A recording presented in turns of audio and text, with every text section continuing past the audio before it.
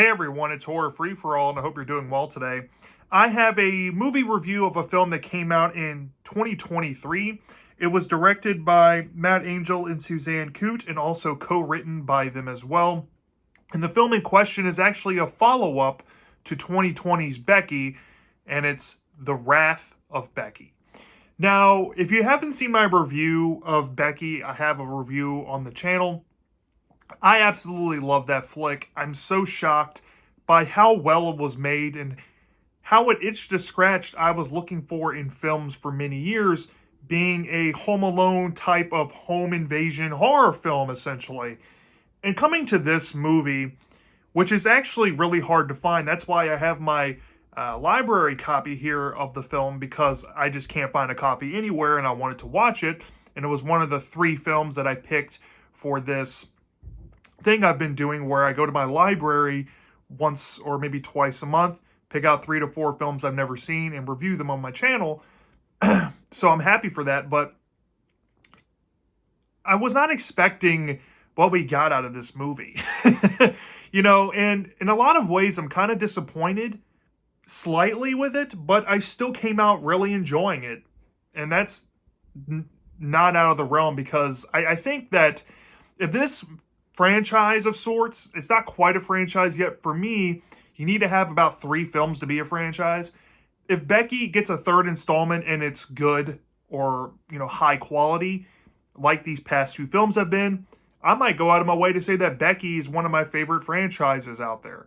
Until that point, who knows? But going back to my disappointment with this movie, it's not quite a horror film like Becky was. Like I said, the original felt like a home invasion horror film in that way. This one feels more like a revenge-exploitation film, which the first one kind of did as well, but this definitely fits more into that.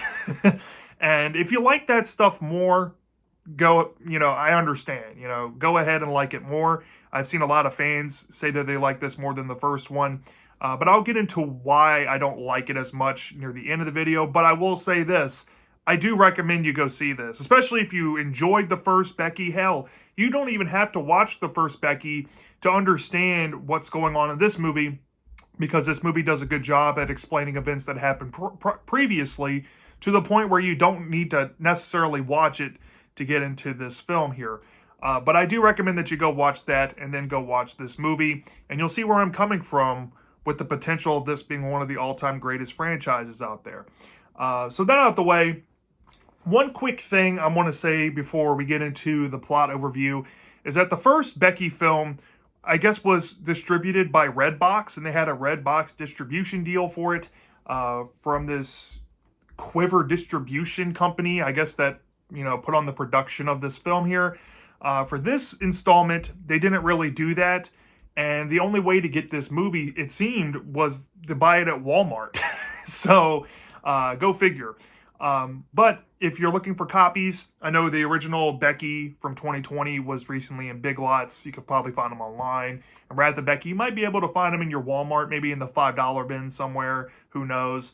Might be there, or you might be able to find a copy online. So, let's get into the plot overview of The Wrath of Becky without giving too much away. So, this movie takes place 3 years after the events of the third, my bad, not the third, the first movie, which was Becky.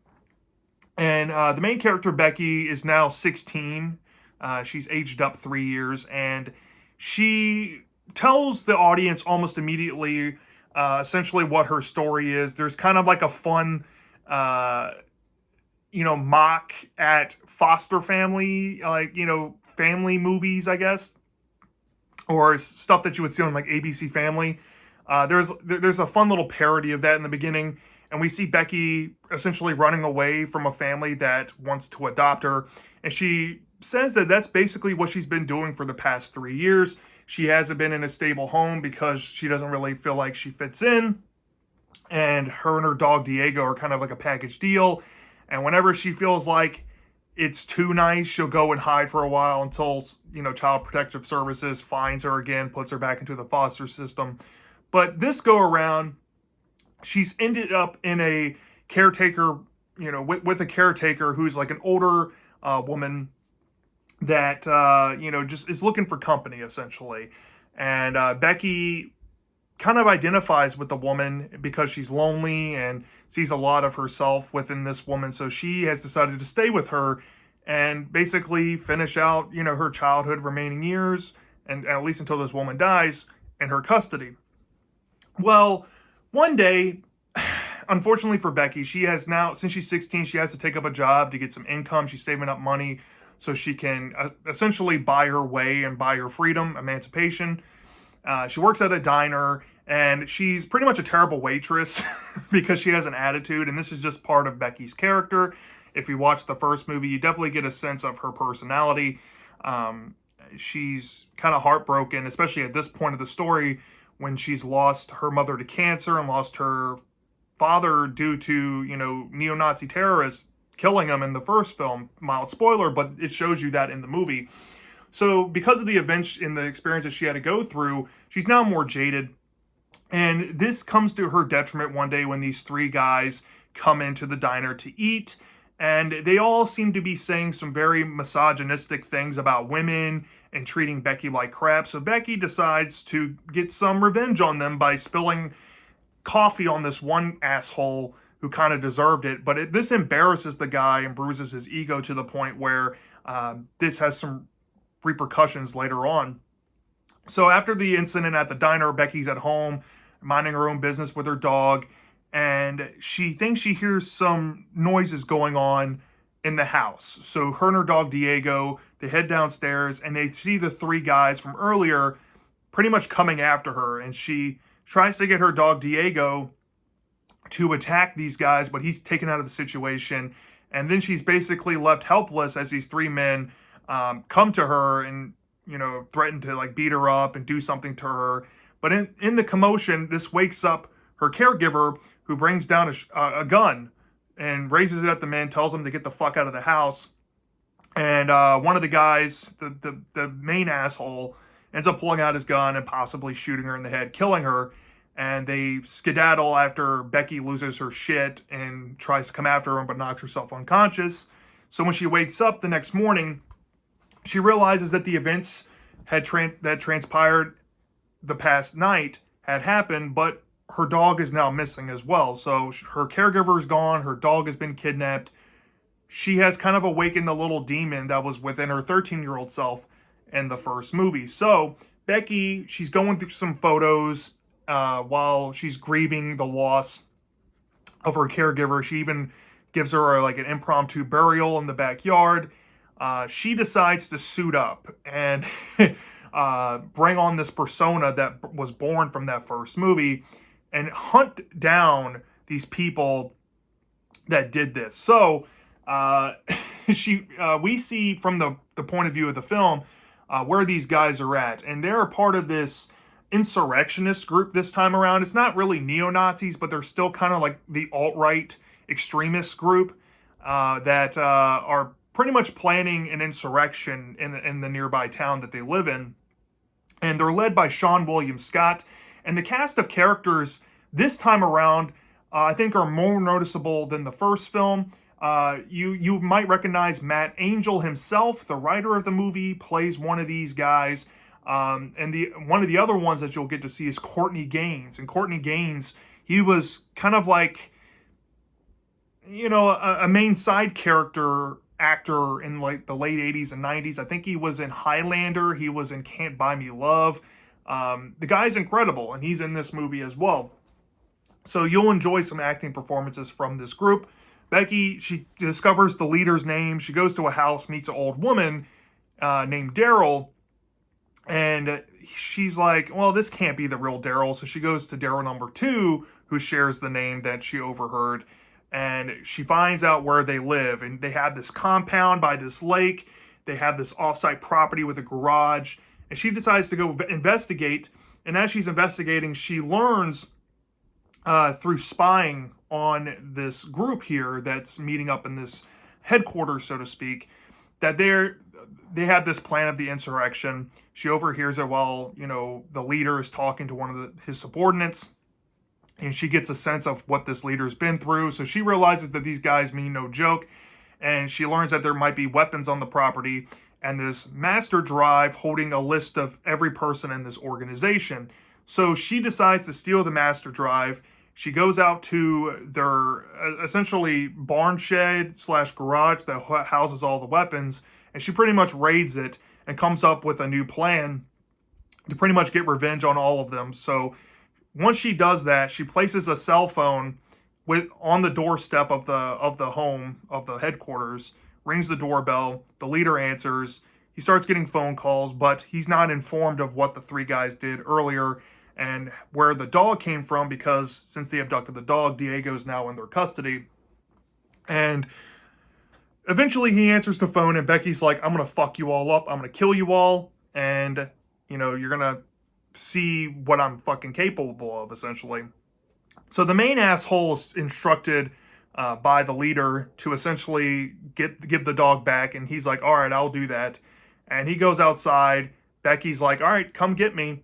And he leads him to this pit out in the middle of the woods. He falls in, and she's like, I can't shoot you, but I can do something else to kill you. So she sets up this elaborate thing with him putting a grenade in his mouth and duct taping it and tying a string to the door. So she does the doorbell thing again, and let's just say some graphic shit happens out of that.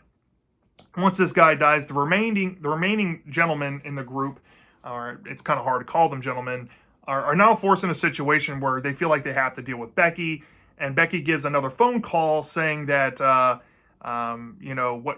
what I did to them, I'm going to keep doing to you. And this one guy's like fed up with it, the guy played by Courtney Gaines. He comes outside, and he gets shot through the cheeks with a crossbow arrow, and Sean William Scott has to pull it out of his cheeks. And now they realize that they're going to have to kill Becky, because she reveals to the leader that she has the master drive, and she's going to reveal it to the police if they do anything to her dog. And it's best if, they give her back the dog and, they play along.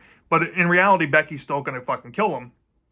So as the movie goes along, Becky is, of course, baiting these men. One of them, the guy that was shot through the cheeks, ends up finding her, chasing her down with a gun to the barn area where all the weapons are at, and she comes up with a plan with like a smoke grenade and maybe hacks him to death. Mildly off screen though, but it's there. But then she's kind of sedated with a dart. She's taken back to the headquarters. She's tied up. Her and her dog Diego are in the room, and the leader, who has sent one of his lackeys off on a mission to make sure the insurrection still happens despite of the instructions being kind of taken from the thumb drive. And the other one was kind of murdered by him when he learns that the insurrection was going to happen. Matt Angel's character, mild spoiler, but you'll see what happens to him when that event happens. But there's a big plot revelation about the leader, Daryl, and who, in fact, is possibly leading this all.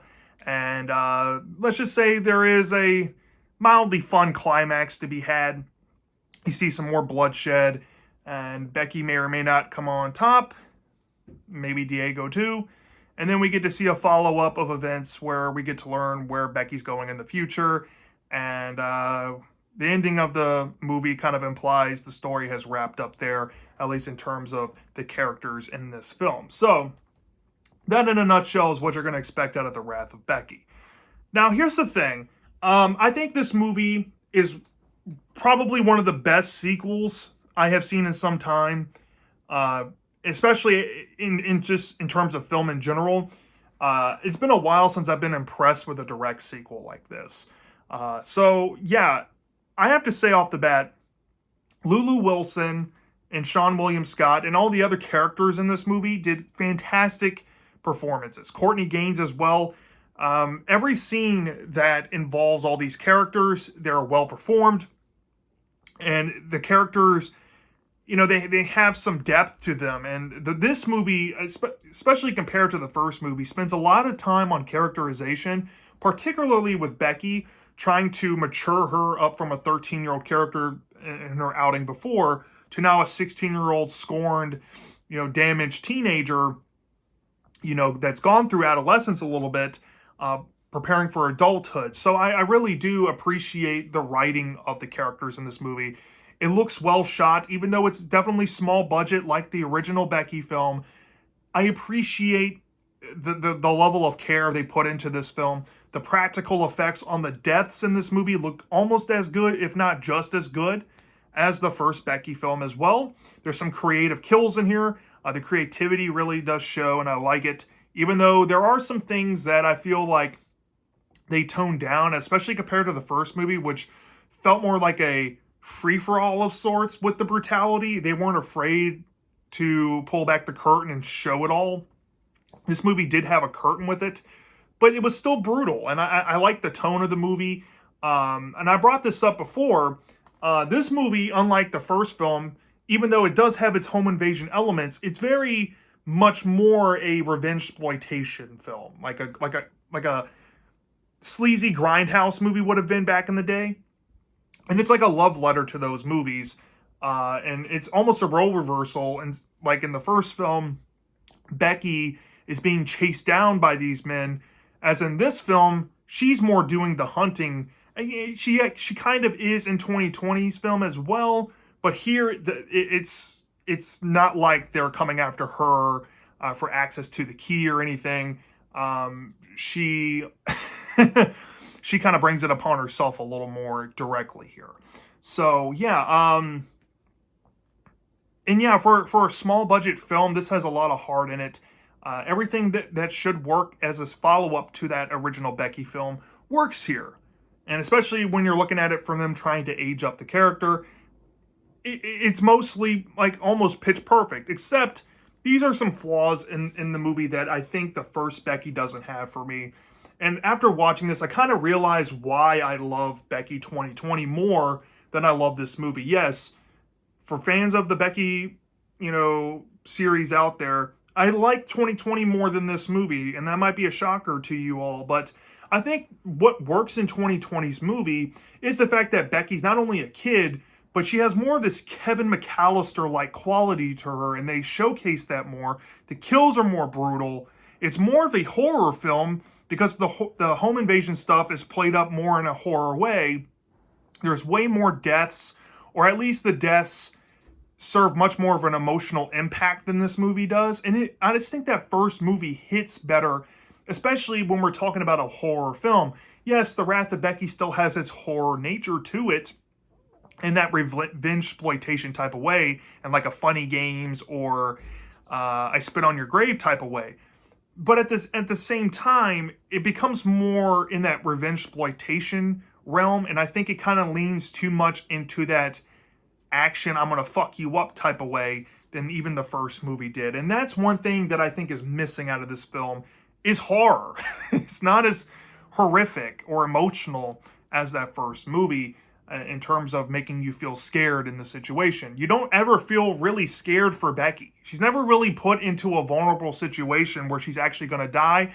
And even in the situations where she feels helpless, she still is going to come out on top, and you know that she is.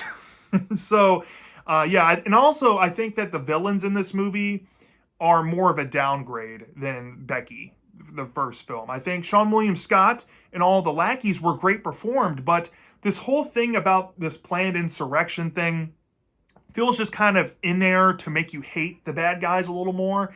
This is a trope that is put into the Becky films. They're almost always alt-right people. And while they are kind of hateable in a lot of ways, in this way, the way these characters were put on here, they're more of like women haters and all that. And it kind of gets into like that, feminist mystique, anti-misogyny message.